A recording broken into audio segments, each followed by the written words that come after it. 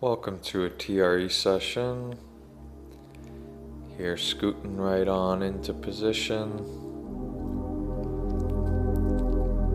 And there we go. Letting it rip and letting some of the day's tension just move my body.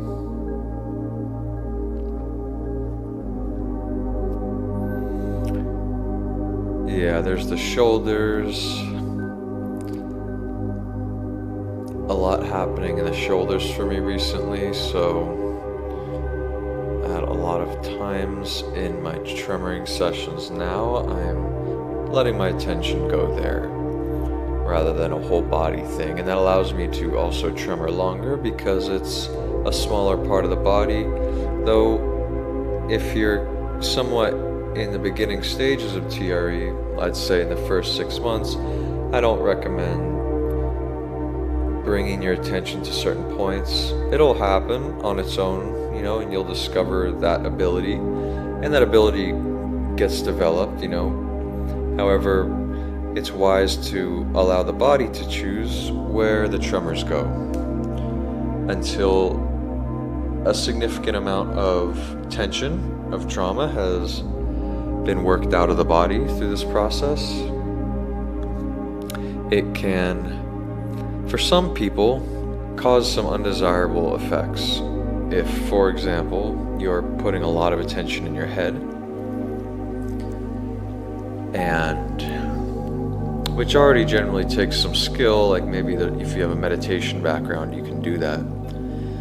The issue with that, though, is that other parts of the fascia have not opened up yet, and so that can lead to big issues with headaches and stuff like that. So here I'm vocalizing a lot.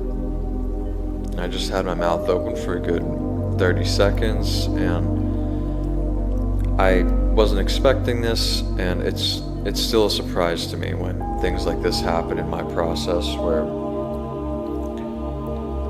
sometimes I'm doing my best to vocalize, and it's taking a bit of bravery, really, and tenacity to keep doing it, because my body wants to shut down. It wants to dissociate when I'm vocalizing, and so I end up just clamming up. But here, it's like it just really wanted to burst out, and I wasn't that self-conscious. That's usually the issue. So it's interesting how we can be dealing with something for a while in a TRE session, or over multiple sessions, and in one session something breaks, and it's like, oh, okay, we're just observing it happen in a way. It doesn't even feel like a breakthrough. We just notice that, that's different. It didn't used to be like that.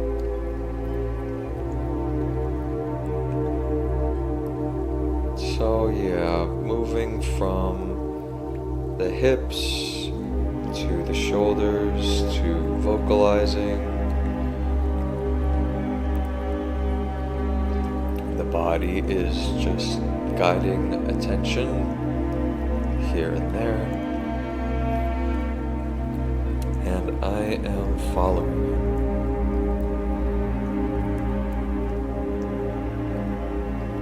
And that is a very good way to approach this practice. I always advise to be attending to your sensations, to your body, to be open to experiencing anything in your body, but not to be guiding anything. And in that way, we're very with ourselves, but we're not going into our mind, although it'll happen. I mean, it happens with me. I don't know if it'll happen with you, but it certainly happens with me, where I'll find myself waking up from a big long thought stream I was just having. That lot was lasting for minutes, probably. Who knows?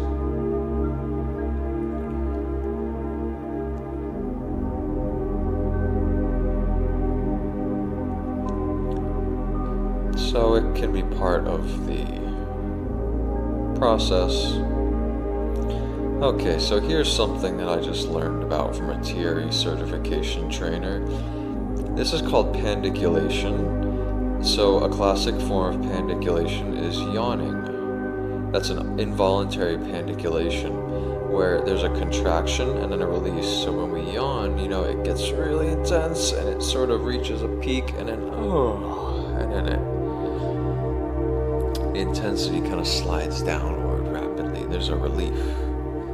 So we can do voluntary pandiculation. So if we have a part of our body, like here, the side, my side, I had like a stitch, like a cramp or something, from the side to side movements my body is doing.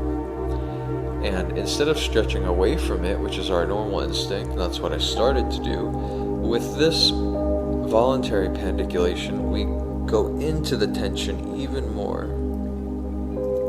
So say my lower back on the right side is tense or something like that, or restricted.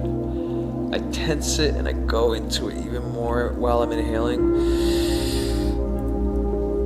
And then releases and let it stretch out as I exhale. Then I go in again, tensing on the inhale. And this time I let the tension go to my face too. And then release. And then one last time. We go in, tension, including tension in the face on the inhale, and we actually tune into the space around our body. And then we release and let it all out with our awareness still in that place of tension in our face and in the space around our body. And maybe a little movement with that third release too. So that was my first time trying it in the wild. And it was good. It's kind of like you contract and curl your body up. That's one way to do it. And then and do a few times of that, basically. Contracting more and more and more. It's also a vagus training technique, I believe. So have some sudden, vigorous side-to-side tremors. Kind of from my mid-upper back, including the neck. Trying that out again, that pandiculation. Yeah, that's the second one. And here's the third. And watch how I move around a bit.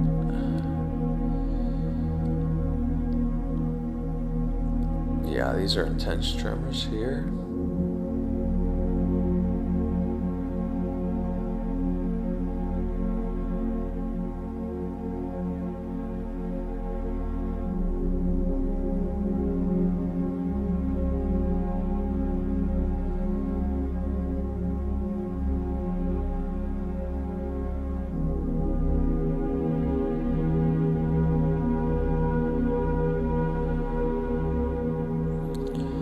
So just entering. More tremors here. I thought I was entering into a little integration phase, but these waves of tremors kept coming, and I decided to end the session here in a minute because I just wasn't prepared to continue tremoring so vigorously and maybe get a little dysregulated. I could sort of sense dysregulation on the horizon.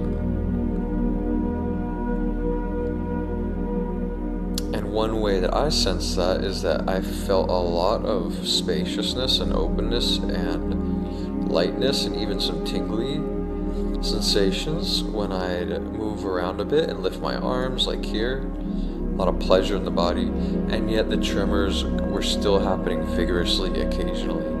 And when that happens, when the tremors are happening vigorously, and I already feel very open and loose, that means that, okay,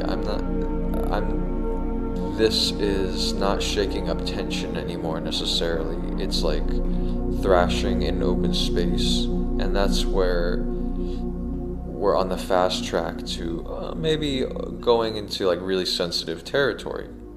All right, see you next time.